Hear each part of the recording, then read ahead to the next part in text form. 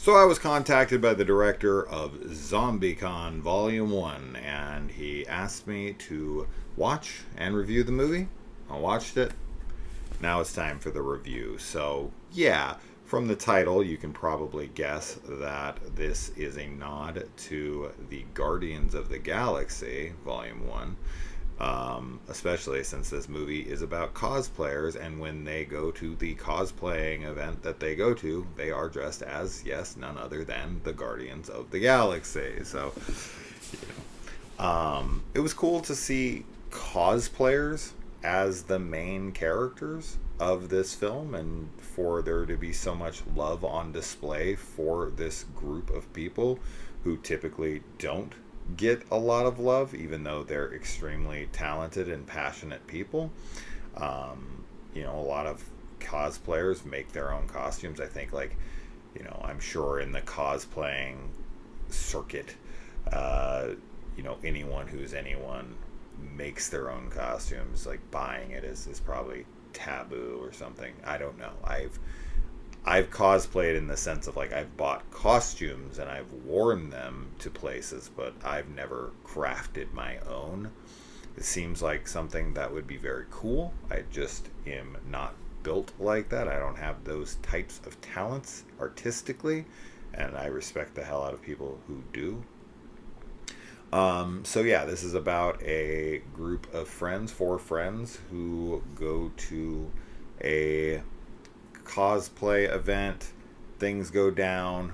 One of them wishes for something, and it comes true. Zombies, the zombie apocalypse. So, yeah. So the core cast, which are four friends, I can only assume these are actually friends, and that helped the film for sure, because there is good chemistry between them, and that's very obvious. The film is also fairly well shot for being low budget like this, being a do-it-yourself type of indie.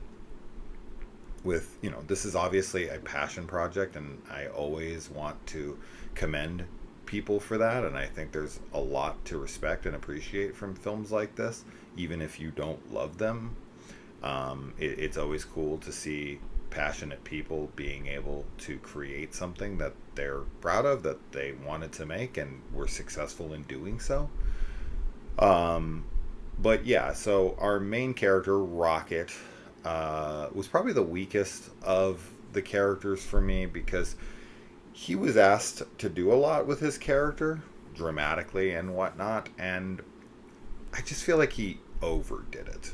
There was a lot of facial expressions that just felt a little silly to me, that just kind of took me out of it. Now, granted, the movie is mostly playful and is supposed to be a horror comedy, so maybe I was taking it too seriously when I shouldn't be, but the way the film presented itself, in those moments where he was being dramatic, where he was having his emotions and his breakdowns and whatever, I felt like those were presented in a serious way, so I had to take them seriously.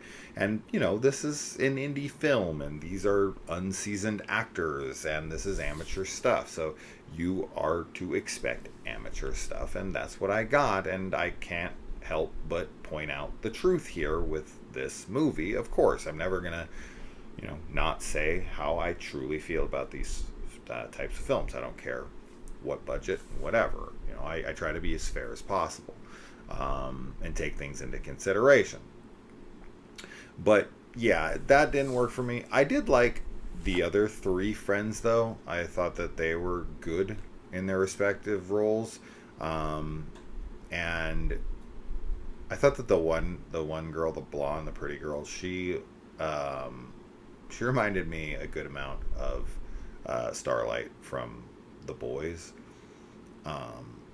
And, the movie's too long. That's for damn sure. Especially since this is supposed to be part one of, I don't know how many. Like, what the goal is in mind with this potential franchise.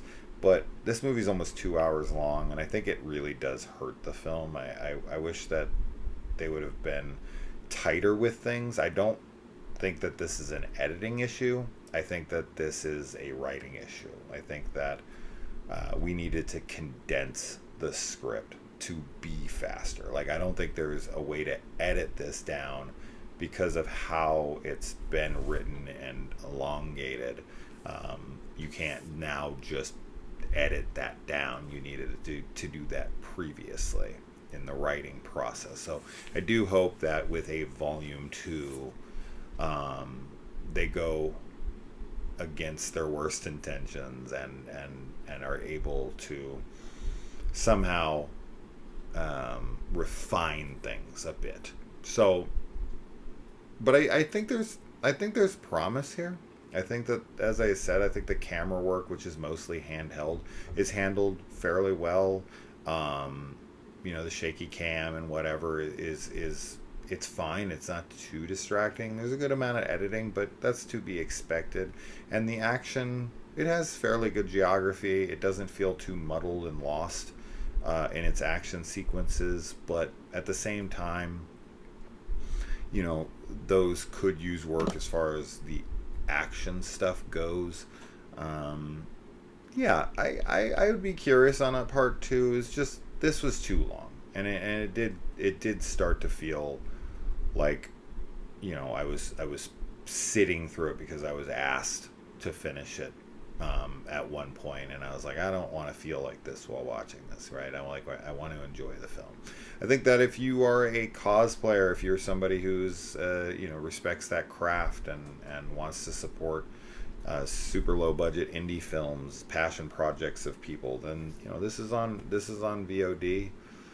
And I always think it's so cool that people like this, that really have no studio backing and they don't really have any money, they're able to get together a group of people, because obviously these are people who go to the cosplay circuit, right? There's no way that these aren't people who frequent that sphere. And I think it's cool that they were able to put together like their own mini little con in order to go to it. Now, the movie doesn't take place there primarily. We spend a lot of time in their apartment, and then them going through the streets, stuff like that, and even in a convenience store. So there's a good amount of location movement, which you don't see a lot in lower budgeted things. But yeah, in the opening, the first 20 minutes or so, there's a good amount of people there, and they're all in cosplay and whatnot. So good on them for being able to rally the troops and to get something together like that. It's not easy. I wish I liked this more, but these are those types of films that absolutely have their audiences. And you're not going to know unless you check out at least a trailer. So if this does sound even remotely interesting or intriguing to you, if you're a cosplayer or if you're somebody who likes zombie films or whatever, the zombies in this film aren't really my brand of zombies. These feel more like cosmic magic zombies versus obviously like a Romero undead zombie or a 28 Days Later infected. Of course, those are more my style. This is going for more of a humorous tone, and because it is kind of like a wish thing, that's why they appear this way, and it's supposed to be funny. So I don't know. I didn't laugh, but I think these types of films always find their audience, and if I can lead even a few people to it, then my job is done. And if it sounds up your alley, check out a trailer at least.